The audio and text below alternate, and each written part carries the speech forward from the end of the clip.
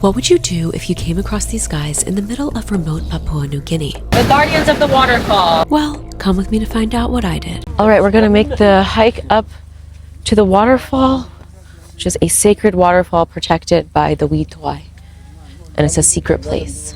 Yes, I am hiking in socks and Birkenstocks. Maybe not the best choice. Oh God, maybe I should take the socks off. Because it is really muddy. Right now, I'm hiking down with a local guide. He was actually a brother in the church nearby for many years, but he met his wife and he decided to leave the brotherhood. Then he worked as a teacher for a long time, and then he got sick. So now, because he's educated and speaks English, he's the perfect person to take us here. All of a sudden, he tells me to listen to the birds. Oh yeah.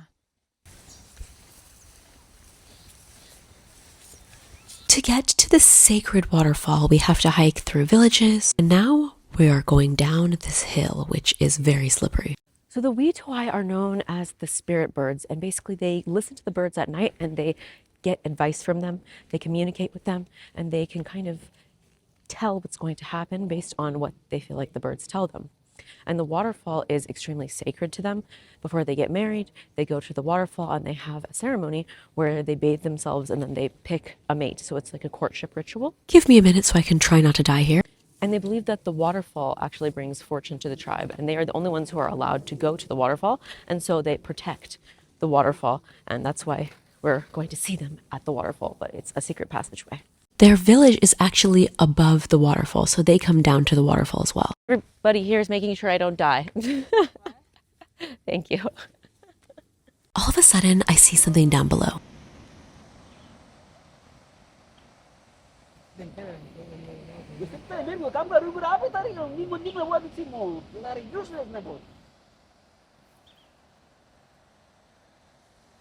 They're calling out for permission.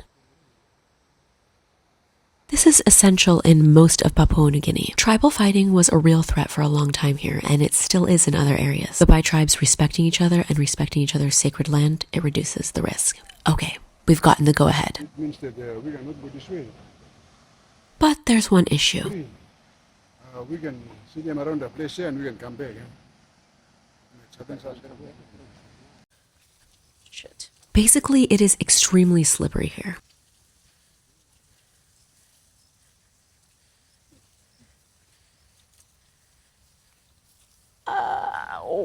I'm starting to think that maybe I should have done this without shoes on because it is very muddy. Okay, so basically who we're going to see right now are the spirit birds of the Wii Towai. And they are called the spirit birds because they actually communicate with the birds at night. And those birds give them insight on their opponents. This was mainly during times of tribal wars, but everyone around truly believed this.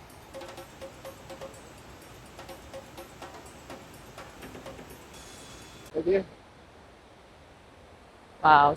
So these are the guardians of this sacred waterfall. These are the guardians of the waterfall that is right there. And then the waterfall where they go children, the things are up there. And this is the souvenirs there. They are the guardians of the waterfall.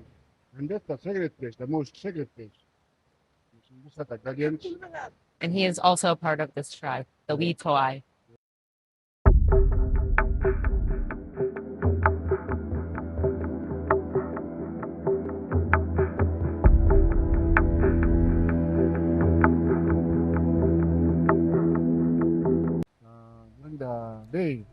They are safeguarding those, representing those spirits there, safeguarding this area.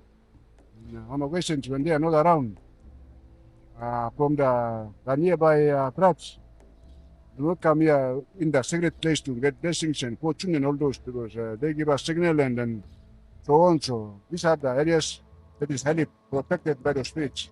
I did not see, but there's someone right here and right here too. Everybody blends in so well to the environment. It's crazy.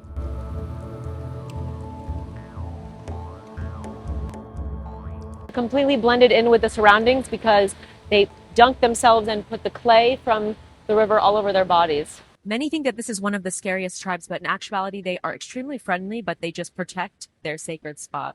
This is one of the only groups in the Eastern Highlands in Papua New Guinea who are actually from this area. So this is a big deal because a lot of the other groups have either been displaced or they've moved by choice. But this is where they're actually from, and this is their ancestral home.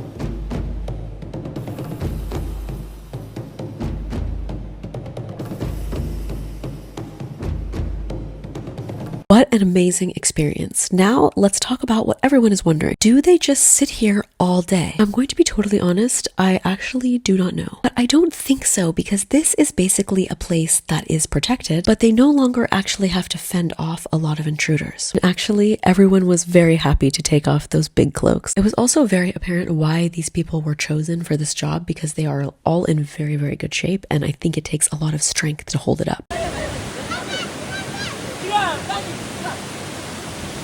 So everyone is pretty ripped here after they wash off the outfits. Like, it's pretty crazy because they have to hike up and down these waterfalls all the time. Everybody is in good shape. And they grow all their own food here, apparently. These boys will not let Didi hike by herself. They're carrying her up. So sweet.